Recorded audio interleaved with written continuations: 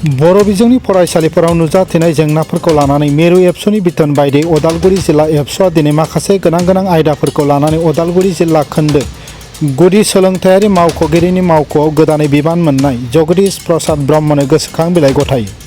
मख'नो गोनांदि बर' रावा भारतारि संबिजिरजों गनायजानाय राव आरो आसाम हादोरनि लोगो सरकारि राव जानो हादोंब्लाबो दासिमहालागैबो बे रावा सरकारनि नासयनाय माब्लाबा अफिसारफोरनि खैसारिनिफ्राय उदां जानो हायाखै।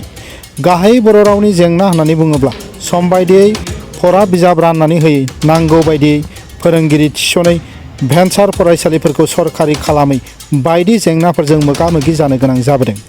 उदालगुरि जिल्ला एबसुनि लोगो आफादगिरि धरणी बर' आरो गाहाय नेहाथारि बाबुल बर' बिथांमोना बे जर'खा सावरायनायनि सायाव माखासे बाथ्राफोरखौ फोरमायथिदों। उदालगुरि जिल्ला दुलाराय बर' फरायसा आफादा मिरु दुलाराय बर' फरायसा आफादनि बिथोन बायदि सोलोंथाइ बिथिंखौ बांसिनद्राय नोजोर होनानै खामानि मावगासिनो दङ। स्पेसियेलि बिटिआर सुक्ति जानायनि उनावहाय दायो जोङो बांसिनै सोलोंथाइ बिथिं सामाजिक बिथिङाव जों गुरुत्व होगासिनो दङ। आरो जिहेतु दायो 2024नि जि एकाडेमिक सेसन बियो एप्रिल दाननिफ्राय जागायनो थांगासिनो दङ। खिन्थु जोंनि बर' बिजोङा आगोलनिफ्रायनो जागायनायनिफ्राय 1963निफ्रायनो खोब सरकारजोंबो जुजिनानै गावजोंबो जुजिनानै गोबां खस्थ'जों दिनै मिडियामखौ लाना फैदों। दा बेखौ लाना फैनायाव दिनै समसिमबो जोंनि बे मिडियामनि जेंनाया बर' बिजोंनि जेंनाया कुनु बेला खम जानानै थाफैयाखै।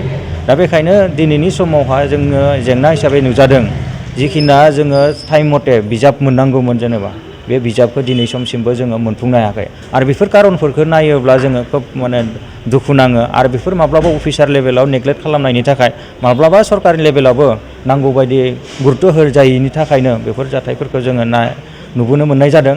आरो बेफोरनि कारननि थाखायनो जोंनि बिजाबनि आंखाल, नांगौ समाव जोङो फोरोंगिरिखौ थिसननो होनो हायाखै।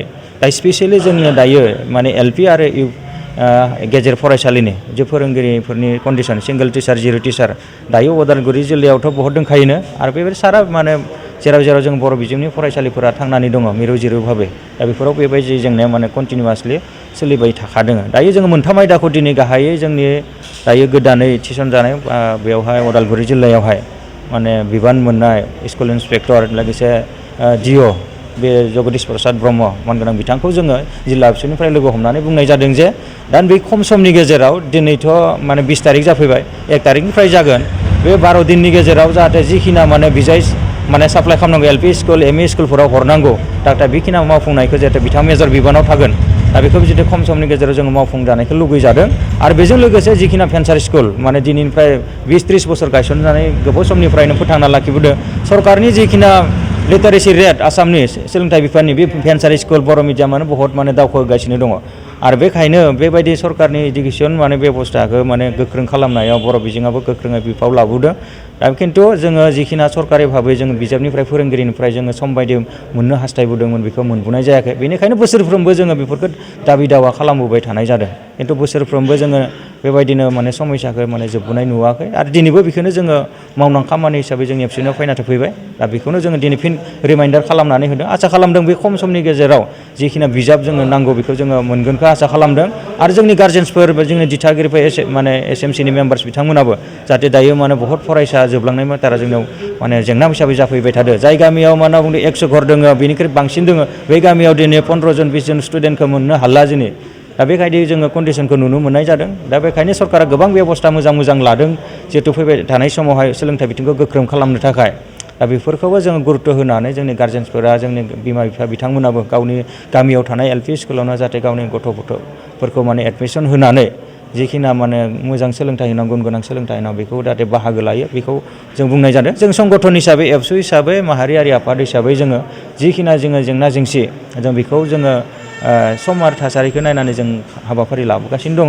आरो बेखौ जोङो बिसास खालामदों। आरो जों एबसु हिसाबैबो जों अनारारि टिचार जोंनिफ्रायनो जायफोराव सिंगल टिचार, जायफोर जिर' टिचार फरायसाया बिबाङा बांसिन, बेफोराव जोङो एबसुआ फोरोंगिरि थिसनदों 2-3 हाजार होनानैब्लाबो। जेब्लासिम सरकारा फोरोंगिरि थिसना अब्लासिम जोङो बेखौ मावफुंलांबाय थागोन होननानै जों बिसास होदों। आरो बे हिसाबैनो दायो जथेस्थ' फोरोंगिरिनि सर्टेजआबो खम जादों। खिन्थु जोंनि लुबैनाया पार्मानेन्टलि खम समनि गेजेराव सरकारा बे एलपि आरो एमइ फरायसालिनि जि भेकेन्ट जानानै थानाय पस्टफोर बेखौ फिलआप खालामनांगौ।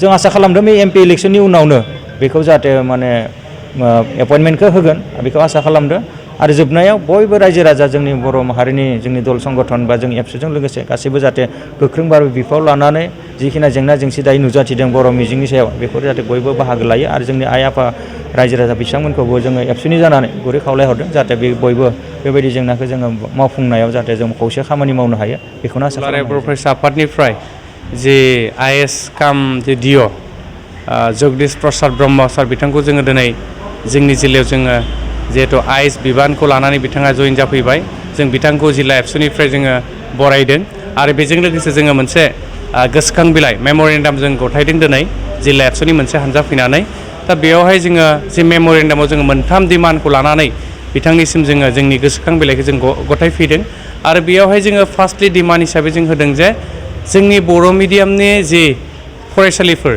बे फरायसालिफोरनि जि फरायसाफोरनि जि लेखा बिजाब दा बेयावहाय जोङो सम मथे लेखा बिजाबखौ जोङो मोनबोआखै जायनि थाखाय जों मालाबा जों खुद्रिसारनाय हाबाफारि माहाबा जोङो राजा लामा जथेनानै जोङो खुद्रिसारनाय हाबाफारिखौ जों लाबोनो गोनां जादों जोंखौ बा जोंनि बिजोंनि फरायसालिफोरखौ माने बिहारि नोजोरजों जों नायनायखौ जों नुबोदों दा बेखायनो नैबे जिहेतु एडमिसननि प्रसेसा दायो दिनैनिफ्राय सोलिबाय जोङो मिथिनायाव दा बेखायनो जाहाथे जोंनि बर' मिडियाम बा बर' फरायसाफ्रा जाहाथे लेखा बिजाबनिफ्राय बन्सित जानो गोनां जाया थि मथे सम लेखा बिजाबखौ जों मोननो हायो बेनि थाखाय जोङो सारनिसिम जोङो दिनै गोसोखां बिलाइ गथायदों आरो मिजिंथिदों बिथाङा जोंनि जि दाबि बा जोंनि जि दिनै जि आर'ज गथायनाय बिथाङा बेखौ एक्सेप्ट खालामदों आरो बिथाङा जोंनो मोनसे खोथा होदों जे फुललि माने टाइमलि लेखा बिजाबखौ बिथाङा होगोन होननानै जोंनो खोथा होदों बेनि थाखाय जोङो मिजिंथिदों बा आसा फारिदों जोङो लेखा बिजाबखौ थि समाव जों मोनगोन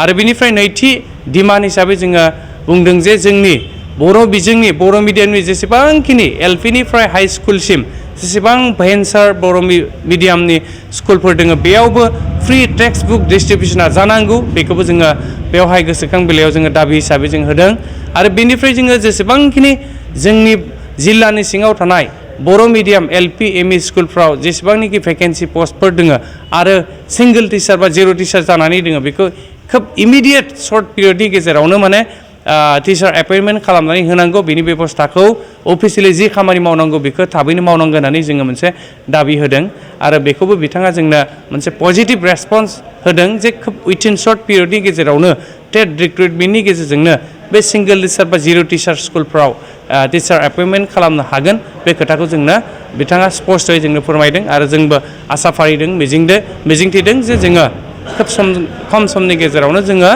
जोङो फोरोंगिरि मोननो हागोन।